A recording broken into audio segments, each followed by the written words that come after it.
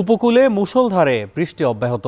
পায়রা, বিষখালী ও বলেশ্বর নদীতে বাড়ছে পানি, যে কারণে বেড়িবাঁধ ভেঙে লোকালয়ে প্লাবিত হওয়ার শঙ্কায় স্থানীয়রা।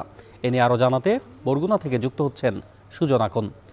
সুজন, জানাবেন আবহাওয়া পরিস্থিতি এই মুহূর্তে কেমন দেখছেন, আর নদ নদীর পানি লোকালয়ে ঢুকে পড়ায় কোনো শঙ্কা রয়েছে কিনা? অন্যয় বরগুনা জেলায় 805 কিলোমিটার বেড়িবাঁধ রয়েছে। এর ভিতরে কিন্তু ভাঙন প্রবণ রয়েছে 44 কিলোমিটার এবং অতি ঝুঁকিপূর্ণ রয়েছে 14 কিলোমিটার। এই সব বেড়িবাঁধের আশপাশে অর্থাৎ ভেতরে এবং বাইরে যারা বসবাস করছে বেশ তাদের সঙ্গেও কিন্তু আমরা কথা বলেছি। তারা যেমনটি জানিয়েছে যে এইসব বৈরী আবহাওয়া কিংবা জলোচ্ছ্বাস এবং আবহাওয়া অধিদপ্তরের পক্ষ থেকে যে সতর্কতার সংকেত জানানোর পর থেকে কিন্তু তাদের মধ্যে এক ধরনের আতঙ্ক বিরাজ করছে এবং তারা কিন্তু ইতিমধ্যেই কিন্তু তাদের গবাদি পশু কিংবা ঘরবাড়ি যেসব পণ্য রয়েছে, যেসব ক্ষতিগ্রস্ত হওয়ার শঙ্কায় রয়েছে, সেসব জিনিসপত্র কিংবা পশু এসব জিনিস কিন্তু তারা নিরাপদ আশ্রয় কিন্তু সরিয়ে নিয়েছে। এর আগেও কিন্তু তারা যেমনটি বলেছেন যে এর আগেও প্রতি বছরই ঝড় বন্যা যখন হয় তখন কিন্তু এইসব বেড়িবাঁধ কিন্তু ভেঙে যায়, অর্থাৎ স্বাভাবিক জোয়ারের থেকে 4 থেকে 5 ফুট পানির উচ্চতা বৃদ্ধি পেলেই কিন্তু এসব বেড়িবাঁধ ভেঙে যায়। এবং পানি উন্নয়নের বোর্ডের পক্ষ থেকেও কিন্তু তা বলা হয়েছে যে এসব 44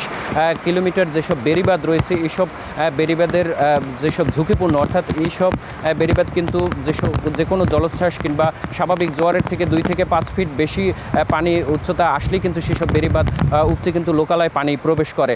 তিনি যেমনটি জানিয়েছে যে এইসব বেড়িবাঁধ কিন্তু মেরামতের জন্য তারা 2টি প্রকল্প কিন্তু ইতিমধ্যেই কিন্তু মন্ত্রণালয়ে কিন্তু পাঠানো হয়েছে। এর মধ্যে কিন্তু বিশ্বব্যাংকের অর্থায়নের জন্য কিন্তু একটি প্রকল্প তারা পাঠিয়েছে। এই 2টি প্রকল্প কিন্তু অনুমোদন হলে কিন্তু এইসব বেড়িবাঁধ তারা মেরামত করবেন বলেও তিনি কিন্তু জানিয়েছেন। অন্যদিকে কিন্তু এই অঞ্চলে কিন্তু এই গত 3 দিন ধরে কিন্তু মুষলধারে যে বৃষ্টি হচ্ছে, এতে কিন্তু শ্রমজীবী মানুষ কিন্তু বেশ বেকায়দায় পড়েছে।